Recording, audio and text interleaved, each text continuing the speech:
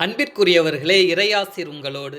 இன்றைய நாளின் நற்செய்தியிலே நேர்மையற்ற பொறுப்பாளரின் ஓமை மற்றும் அதற்கு பிந்தைய கட்டளைகளை இயேசு பேசியபோது, அங்கே பலதரப்பட்ட மக்கள் குழுவினர் கூடியிருந்தார்கள்.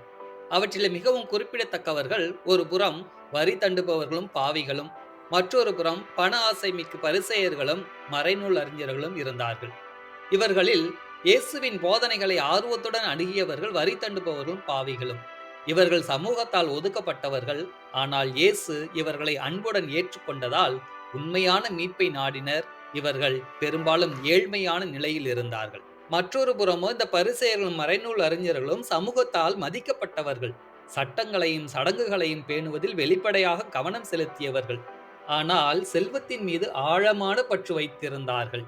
இயேசுவின் பேச்சை கேட்க இவர்கள் வந்திருந்தாலும் அது குற்றம் காணும் மனநிலையில்தான் இருந்தது. பாவிகளுக்கும் வரி தண்டுபவர்களுக்கும் இயேசுவின் கட்டளைகள் நிலையற்ற செல்வத்தை கொண்டு நண்பர்களை தேடுங்கள் என்று சொன்ன பொழுது அவர்களுக்கு நம்பிக்கையை தந்தது.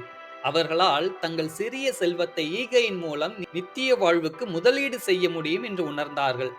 அதுவே பரிசேயர்களுக்கு சவாலாக இருந்தது. காரணம், பரிசேயர்கள் பக்தி உள்ளவர்களாக தங்களை காட்டிக்கொண்டாலும் செல்வம் சேர்ப்பதில் தீராத ஆசை கொண்டிருந்தார்கள். இயேசுவின் நோக்கம் அவர்களின் உள்ளத்தின் ஆழமான நோக்கங்களை வெளிப்படுத்துவதே ஆகும். பண ஆசை மிக்க பரிசேயர்கள் இயேசுவை ஏளனம் செய்ய ஆரம்பிக்கிறார்கள். இயேசு செல்வத்தை கரைப்பட்டது அல்லது அருவருப்பானது என்று கூறியபோது அவர்களின் உலக பார்வையை பாதித்தது. பரிசேயர்கள் செல்வத்தை கடவுளின் ஆசீர்வாதத்தின் அடையாளமாக கருதினார்கள். எனவே இயேசு பணத்தை இகழ்ந்து பேசிய போது பரிசேயர்களின் ஏளனத்தை கண்ட இயேசு மிக கடுமையான வார்த்தைகளில் பதிலுரைக்கிறார்.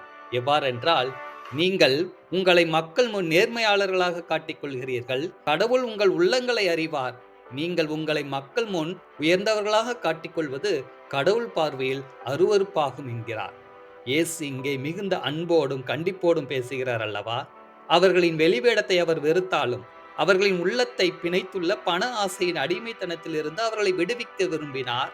மக்களின் பார்வையை நாடும் அவர்களின் செயல்கள் கடவுளின் பார்வையில் எந்த மதிப்பும் மற்றவை என்பதை உறுதியாக எடுத்துரைத்தார். இந்த கட்டளைகள் பணத்தை குறித்ததல்ல, அவை விசுவாசத்தை குறித்தது. நம் விசுவாசத்தின் முன்னுரிமை எங்கே இருக்கிறது என்று சவால் கொடுக்கிறது இன்றைய நற்செய்தி நம் ஒவ்வொருவருக்கும். 2 தலைவர்களுக்கு பணிவிடை செய்ய முடியாது என்பதை எவ்வாறு புரிந்து கொள்வது?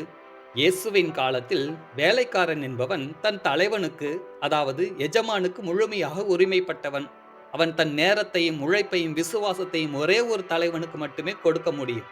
ஒரே நேரத்தில் 2 தலைவர்களுக்கு சேவை செய்வது நடைமுறையில் சாத்தியமற்றது. ஏனெனில் 2 தலைவர்கள் இரும் கட்டளைகள் முரண்படும் போது வேலைக்காரன் ஒரு தலைவனை தேர்ந்தெடுக்க வேண்டும் அல்லவா? அப்படியென்றால் கடவுளா செல்வமா? இந்த 2க்கும் இடையில் செல்வத்தை இந்த உலக காரியங்களுக்கு நாம் பயன்படுத்தலாம். அதுவே கடவுளுக்கு இணையாக கடவுளுடைய நேரத்தையும் கடவுளுடைய இடத்தையும் எடுத்துக்கொள்வது என்று சொன்னால் யோசிக்க வேண்டிய விஷயம்தானே.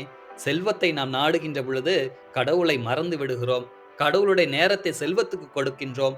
ஆனால் கடவுள் முழுமையான நிபந்தனையற்ற விசுவாசத்தை கேட்கிறார்.